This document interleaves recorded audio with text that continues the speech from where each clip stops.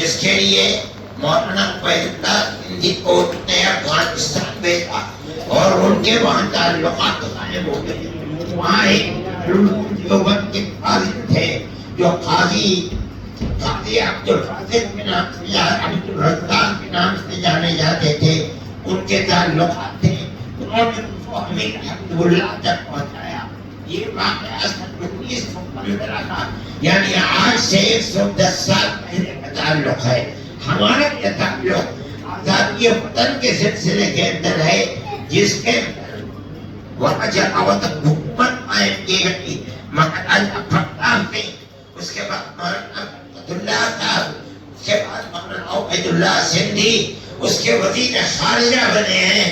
میں یہ سمجھتا ہوں کہ انہوں نے ہندوستان کے اندر ایک ایسی حکومت جو ساری دنیا کے اندر یہ کہتی تھی کہ ہماری حکومت میں سورج غروب نہیں کرتا, ہمارے اکابر نے اس کا مقابلہ کیا, ان کو دھول چٹائی اور ان سے ملک کو آزاد کرایا. میں یہ سمجھتا ہوں کہ افغانستان کے علماء اور طالبان کے خاص طریقے پر حکومت وہ دارالعلوم دیوبند کے طلباء اور پڑھے ہوئے لوگوں سے پڑھی ہوئی حکومتیں, چاہے وہ مولانا بجنوری ہو, چاہے مولانا محمد شفیع صاحب ہو, چاہے وہ مولانا عبدالحق صاحب, مولانا خٹک ہو, جو ہندوستان کے ہمارے علماء کا طریقہ تھا جو اس کے مقابلے کے اندر محاذ کی طرح کھڑے تھے, آپ نے اسی طریقے کو اختیار کر کے دنیا کی دو حکومتیں, چاہے وہ روس کی حکومت ہو چاہے امریکہ کی حکومت ہو, آپ نے ان دونوں کو دھول چٹائی ہے اور اپنے ملک کو ان سے آزاد کرایا. میں سمجھتا ہوں کہ اس کے اندر ہمارے اکابر کے طریقہ کار کا بڑا دخل ہے. اس لیے آج آپ یہاں تشریف لائے ہیں, یہ آپ کی اور آپ کے اکابر کی مادر علمی ہے. اس کے ساتھ ساتھ انہوں نے ملک کی آزادی کے لیے جو انتہائی مضبوط کارنامے کیے ہیں, آپ کے کارنامے ان کے بعد ان سے حاصل کردہ کارنامے ہیں. اس کا مطلب یہ ہے کہ آپ ان کے راستے پر چلے, اور ہمارا ماننا یہ ہے کہ مسلک کے اعتبار سے, مذہب کے اعتبار سے, ملک کی آزادی کے اعتبار سے جو آپ کر رہے ہیں اس کا ثواب یقیناً سب کا آخرت ان کے لیے بھی ہوگا. آج اگر وہ پیغمبر زمین بنے ہوئے ہیں اور قبرستان کے اندر قبر ہے لیکن ان کی زندگی زندہ ہے, آپ دارالعلوم کو اسی طرح دیکھ رہے ہیں, اور آپ نے جو اختیار کیا ہے ہم ان کو بھی انہی کی خوشا چینی سمجھتے ہیں, اور یہ سمجھتے ہیں کہ آپ نے ان کے پروگرام کو بلند کیا ہے.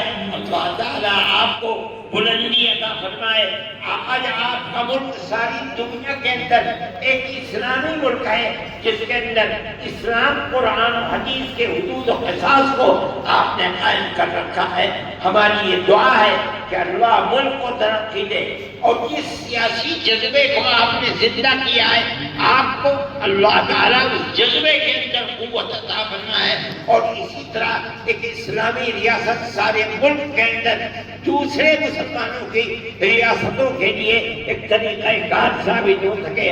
اور جو آپ کے ارد گرد کی ریاستیں ہیں, تاجکستان ہے, ازبکستان ہے, پاکستان ہے, اور روس کی چھوٹی چھوٹی ریاستیں, وہ بھی اسلامی نظام کے اسی طریقہ کار کو خدا کرے قائم و دائم کر سکیں. اس طرح اسلام زندہ و جاوید رہے, بول بالا ہو.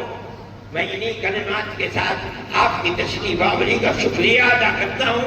میں یہ سمجھتا ہوں کہ وہ تحریک جو آزادی وطن کی چلی تھی وہ دارالعلوم کی اسی سرزمین سے چلی تھی, افغانستان تک پہنچی, آپ نے اسے اختیار کیا.